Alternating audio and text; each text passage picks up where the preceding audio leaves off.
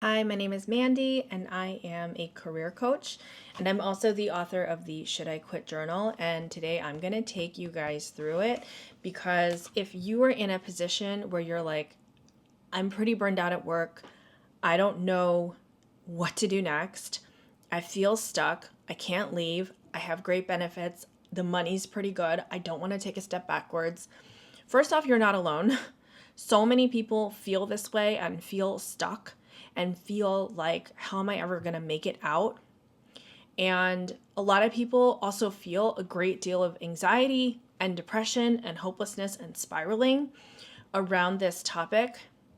And even though it's work and even though it's careers, I feel like it's one of the most central things in our lives. And if we don't figure it out, it honestly just like messes everything else up. So that has been my mission as a coach for the past almost decade.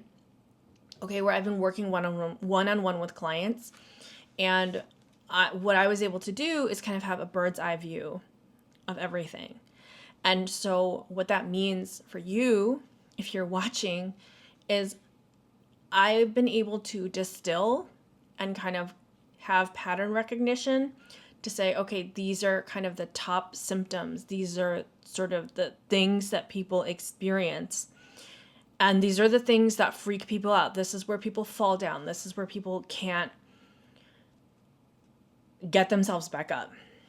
And through repetition, like getting the reps in every day, coaching every day, group coaching, individual coaching, coaching in a classroom setting, my own clients, etc., I was able to put all of that knowledge into this journal.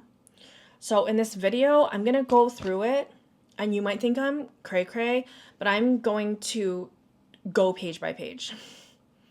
If you could have this on in the background, I'll just walk you through it. You could sit down with a pen and paper and you could just write it. Okay, I'm not going to gatekeep any of this content. Yes, it's a book. Yes, you can buy it. I also make these at home. So yes, you can buy it, but you also don't have to. You can totally just follow along. I will not gatekeep anything. Okay, so let's start at a high level and we're going to look at the table of contents, and I'm going to just let you know what to expect. Okay, so part one, it's called the assessment, and the way I wrote this is like kind of a diagnostic tool. And the reason for that is because we have to understand, like, on a snapshot level, where you currently are. It's very important to give a name and location to your current state of mind, because the nature of being in a place where you're like, I don't know what to do next, I hate my job, I think I want to quit, I don't know, and or being in generally a toxic environment is disorienting. And you will feel a sense of not being grounded. Okay? And so what part one is trying to do is simply to ground you.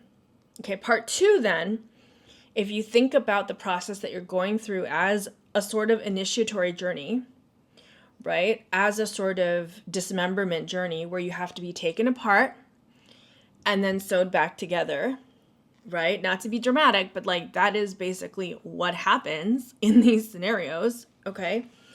What we're doing in part two is we're journeying inward. So we're connecting with what our intuition says, what our inner guidance says, what our shadow says. We're connecting with all of those things to get information on what is it that I want. Okay? Because oftentimes we have very people-pleasing tendencies, and we'll be at work and we just want to be like a good girl or a good boy, and we just do whatever people want us to do. And so we are not accustomed, like we're not trained to check in and be like, is this what I want? And that is so important. Like, you have to ask yourself that. Sometimes I'll coach people and they're like, can you just tell me what to do? And I'm like, I mean, I wish I could, but even if I could, like, no, because I don't know you. You know you. You're the only one who can write the map. You're the only one who can write the story. But hopefully through these exercises, it can help you to do that. Okay, part 3 then. See, I originally was just going to stop at part 2. I was going to be like, identify your wounds and then heal them. And then we're good. But then I thought about how once people kind of get things off their chest, have a little bit of emotional healing, there is a very practical side to this too, where it's like, okay, rubber meets the road. You kind of have a game plan. You kind of have a roadmap. Like, now what? Okay. So part 3 is like tactical practical. Part 3 is like exit plan, timing, finances, money, how do I get the job, what do I do, etc., etc. Okay? So,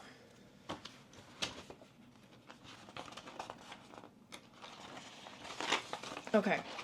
So we're going to start at the very first page, all right? And this is called the career wheel.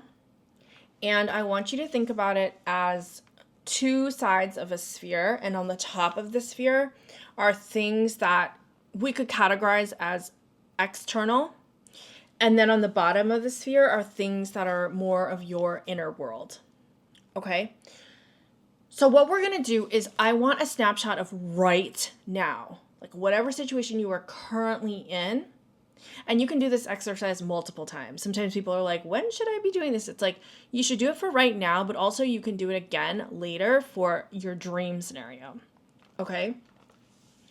So right now, I want you on a scale of 1 to 10 to rank each of these sections.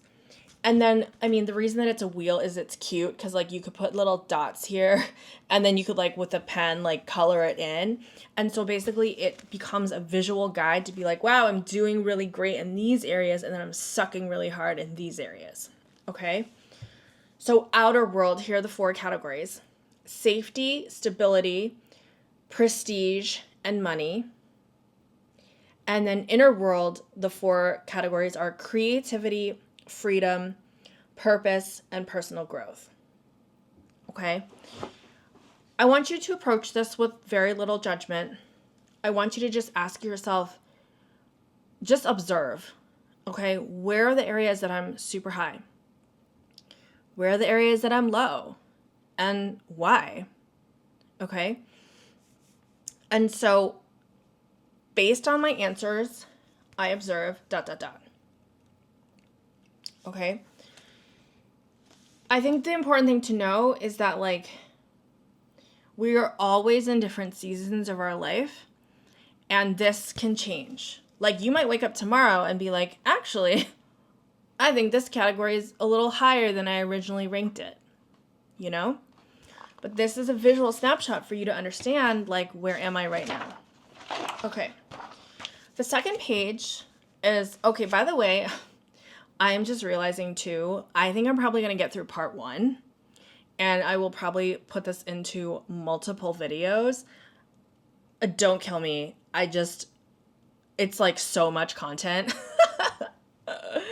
So we're just gonna do our best. Okay? So this first section, okay, this is called the origin story. And I just want you to answer these questions. Okay? 1, how did you first hear about the job? Whatever job you're currently in, how did you first hear about it? 2, why did you take the job? 3, what hesitations, if any, did you have about the job? Any red flags? Okay? What we are trying to do is we are trying to piece together your frame of mind when you accepted this job. Okay? A lot of this work is around getting current with our reality and getting current with our dreams. Okay? So this is just the first step, like the origin story. All right. Next one. What was the moment that really changed things for you? I ask this question because I know that there's always a time when it's just like the disillusionment sets in. And whether you are conscious of it or not, you feel that your heart is breaking because you came in with a certain goal and a certain expectation. Like, nobody joins a job thinking, oh, this is going to be worse than my current situation. No one joins a job thinking, oh, I hope I have a really toxic micromanaging boss. Like, it doesn't happen. Okay? So another thing I want you to reflect on is, how does writing this down make you feel?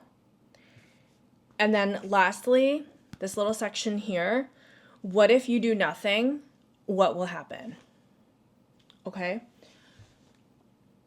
We are taking stock of our situation. We are saying, here's how it began. How things begin is how things end. Think about that. It's so true, right? So this is about reflection, okay? When I started selling this journal, I got a lot of requests. People were like, do you sell a digital version? I'm Chinese and I'm paranoid about people stealing the content, which they totally have, and they're like selling it. I don't even know what they're selling, but okay. So that's just my issue. It's nothing to do with you. Sorry. Okay. B, I'm like, I actually don't, because this is not perfect, but my theory is that given the nature, okay, when you're in a shitty, toxic job, there's a pendulum that swings. It is like any toxic relationship. Toxic boyfriend, abusive boyfriend, same behavior. Hot and cold, hot and cold. I love you so much. I would never want to hurt you. I'm so sorry I hurt you. Then he hurts you. Okay? So our relationship with jobs that are toxic are very similar in the abusive pattern. And so we actually are always swinging between hot and cold. If you notice, it's more rare that a job is just consistently awful. It's if you're kind of like going back and forth and like, should I stay, should I go? It's often because there are some great things. Like, oh my gosh. So like my boss had a great day and he was so nice to me and he told me, like, he complimented me, if you can believe it. Feels so good. The validation, right? And then other days it's like, oh, he's just in an awful mood. He came down on me so hard you wouldn't believe some of the things he said. Like, I can't even repeat it. Okay? And so we are in emotional whiplash. And basically what happens is that we honestly just black out, right? Like, imagine this motion all the time. So you black out. And so why am I asking you, begging you to write this down? Is because when confronted with the handwriting in black and white of your own thoughts, your own feelings, your own reflections, you cannot live in denial any longer. And this goes both ways. I mean, if you write down, actually, I was just going through something and I think this job has great and has good potential and I'm getting paid more than I ever have, and like all these great qualities, like I don't have a horse in the game. I just want you to be happy. But it drives me crazy to see people be in that oscillating roller coaster swing, vomit, slide and not be able to get off the ride. And so writing it down, and again, you just write this on a piece of paper, I don't care. Writing this down is going to help you. Again, how did you hear about this job? Why did you take the job? What hesitations did you have? What was the moment things really changed? How does writing this down make you feel? What if you do nothing? What will happen? Okay.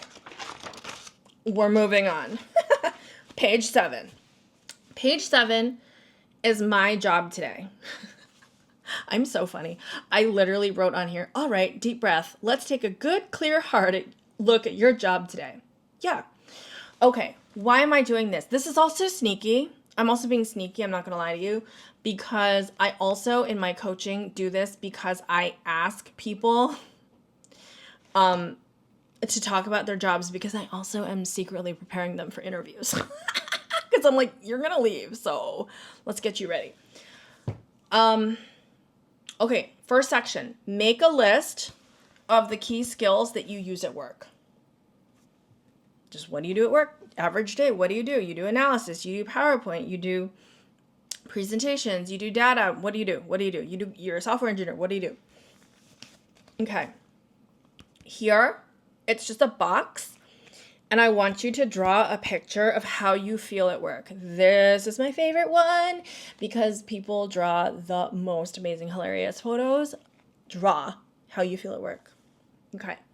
This big box here, this is how do you spend your time at work? And the example is like, 35% design, 15% meetings, 10% managing my team, what have you. I want you to break it down into percentages. This is going to come in handy later because you're going to look at this list and you're going to be like, oh my God, I spent all my time doing shit that I don't want to do. Okay. On a scale of 1 to 10, how much do you like it? So what we're doing here, just so you guys understand like the reasoning behind this, is we are engaging both your left and right side of the brain. They have to be integrated. They have to work together. So on one hand, I'm like, yeah, draw a picture. You can't think yourself out of a picture.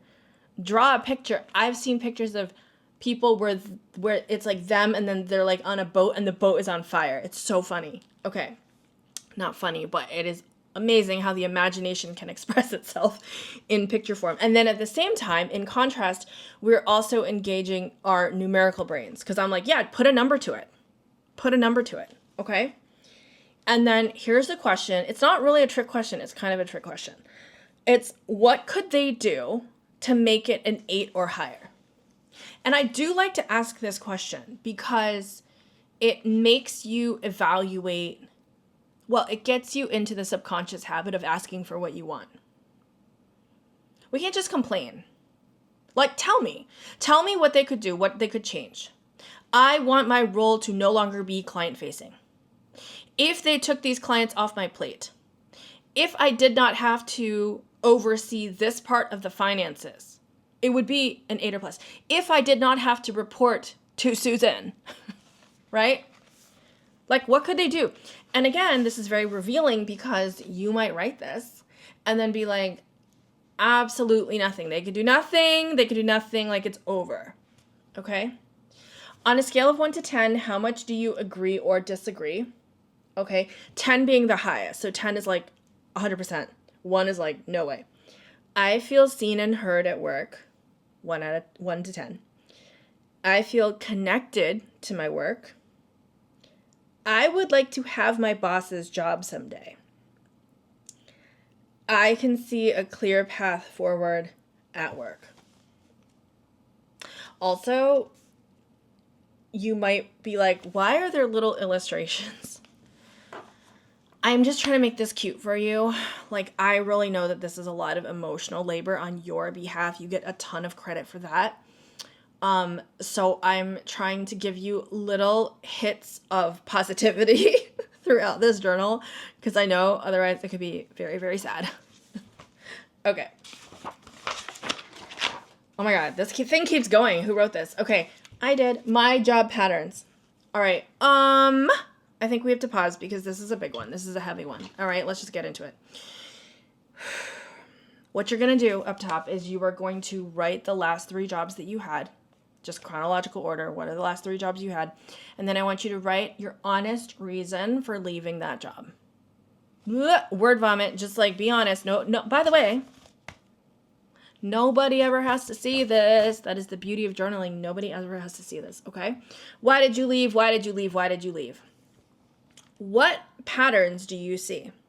Okay, my theory is essentially that whatever negative habits we have in our life, it doesn't stay isolated to just our relationship with our parents or just our relationship with our friends. How we are is how we are, okay? So I'm going to read aloud some patterns and you could just mentally note, yes, that is something that I have experienced or I keep repeating. Like any bad habit or learning that we have to have, we will keep knocking our head against the wall until we learn what we have to learn. So if you grew up with, let's say, a narcissistic mother, and so you learn to be the person who's very on top of things and like cover for her because she was a little bit unreliable because the world centered around her. So you became the type A organizer perfectionist. Okay. What happens then is that is an archetype. And what do archetypes love? They love patterns. They seek it out subconsciously. So they will go into work and they will go into a slightly chaotic situation. Why? Because it feels familiar. Cycle of abuse, Psych 101. Okay. So what I'm trying to get you to do, hopefully, is just start making the subconscious conscious. So just start noticing what's happening. Like, oh, that's right. I do tend to work for ice queens. I wonder why that is. I wonder why they're attracted to me and why I'm attracted to them. Yikes. Okay. What patterns do you see? Burnout, imposter syndrome, people pleasing. I'm not getting paid enough. Sometimes people chronically will go into jobs where they're undervalued. I was laid off. Some people would continue to get laid off time and time again. It's like so sad. I had to mask at work. I really just can't be myself. I'm a little bit spicy and I'm not able to be my full true self at work. I'm just bad at politics. Like I just want to do the work. Like I don't want to, I don't want to have to know whose ass to kiss, right? I could not see a future there. I keep getting into situations where it's like a dead end job. I was impatient. I had trouble with authority. I stayed too long. It wasn't challenging enough. I was bored to death, or I didn't get along with my boss. This whole space is also here for you to write whatever you want. These are just like thought starters. They're like horrific, but they're thought starters. Okay. And so, yes, I am going to then pull this down and ask you, what is a recurring theme for you? Like, damn, Mandy, did you have to go so hard? Yes, because sometimes it's not enough to like circle the thing. I need you to write it out. What is the recurring theme for you? The example here in quotes is, I'm attracted to toxic environments where I am the fixer. Okay. And then lastly, there's one more part. What part of the pattern are you responsible for? Because like I said about the kind of negative symbiotic relationship that we often have with work, there's often a shadow part of ourselves that is seeking something. And part of this work is also understanding, oh, I do have, like, I am attention seeking, or I am overly ambitious, or I am a workaholic because I use work to fill holes in my personal life, right? So I just want you to think about accountability wise, like what are the things in these patterns that's your side of the street that you're like, okay, yeah, fine. I did that, right? And at this point, I'm just recognizing that like shit's really hard. So I just say, write a little positive mantra for yourself here. Okay, we have 2 more pages, and then I promise I will post parts 2 and 3 shortly. Okay, so this one is my favorite job, and the purpose for this page is for you to really evaluate, for you to know that it was good once, and that there are parts of work that you do enjoy. It's not all a barren wasteland. So this is like the upswing. This is like the positivity page, okay?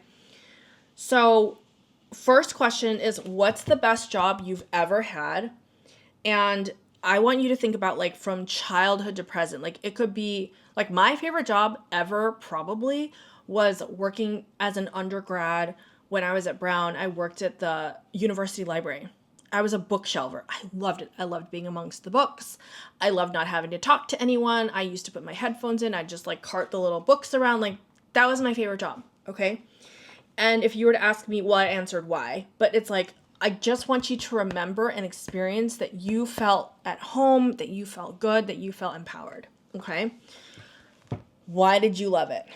Because I'm a nerd and I love books and I love writing and that's my life's passion, right? Why were you great at it?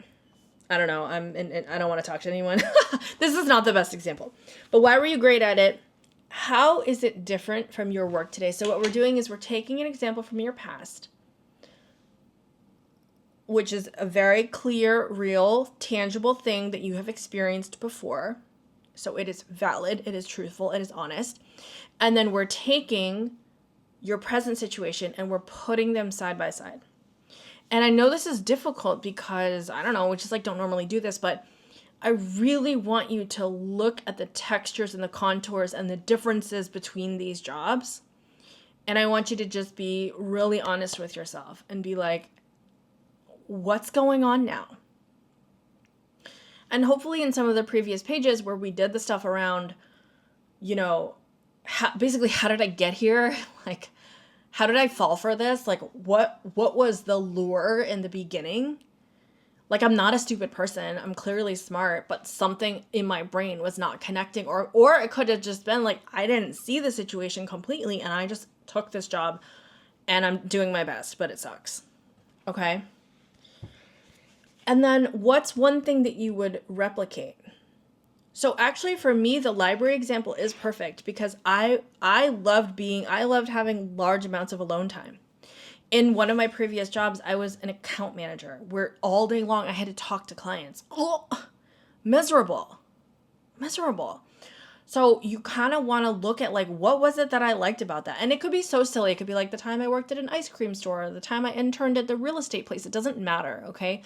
But there was something about you being in your element, and I just want you to reconnect with that energy, okay? And from that, what we will do is we distill down into this final section, which is what are some key words for your future search, okay? What we're starting to do is we're starting to take from our past experience and then sculpt and dream about what could come next. What do I know about myself and what I like and what I want to do that's going to inform my future? Okay. Last page of this part. Okay, this is a quiz. Strap in. Is it time to leave? It's just a true or false, and I just need you to just say true or false, and then at the end, I'm going to tell you what category you're in. You're either going to be in you're okay for now, make an exit plan, or get the F out. Okay. I don't mean to laugh. I take it so seriously. But it's like, because it's so heavy, we have to have some jokey jokes because otherwise it's just too depressing. Okay. True or false? 1, you fantasize about leaving work in the middle of the day and never coming back. Girl. 2, you've cried about work by yourself at least once in the past 2 weeks. 3, you ruminate about work situations in the shower and before bed. 4, you're constantly checking your email and get nervous to check your phone. 5, you have the Sunday scaries where you just can't imagine facing another week. 6, you started doing the bare minimum at work because you're so burned out. 7, you are questioning whether you're even any good at your job at all. 8, you've prayed to God, Spirit, your ancestors, anyone for help. You've like reached out to a higher power, essentially. 9, your spouse, partner, husband, wife, etc., or friends say you're just not acting like yourself. 10, physical symptoms. So you've been having trouble sleeping, probably because of anxiety and stress. 11, you're constantly sick. So it's like the cold that will never go away, a fever, a lingering cough, recurring phantom pain, inflammatory issues. These are all symptoms of stress that has not been processed and so stays in your body and manifests as a sickness, illness. And 12, straight up, you've been bullied, harassed, or made to feel small at work. Okay, you tally that up. There are 12 questions. So out of 12, tell me how many you have. 0 to 3, if you've had 3 or less of these, you're okay. But you're also doing the should I quit my job journal. So keep an eye on it. Okay. 4 to 8 is make an exit plan, which is things are heating up and it's going to get worse before it starts getting better. Start planning your exit. Sorry, just true. 9 or more. If you said 9 or more to any of these, then the house is on fire, your mental health is at stake, and things are bad. You need to get the F out. Okay? So that is part 1, and I will return shortly with parts 2 and 3, and we are going to get through it. We're going to get you through it. Thank you guys so much for watching. If this is helpful, leave a comment, ask a question. I am really excited to be here on YouTube and so happy that you're with me. Okay, bye.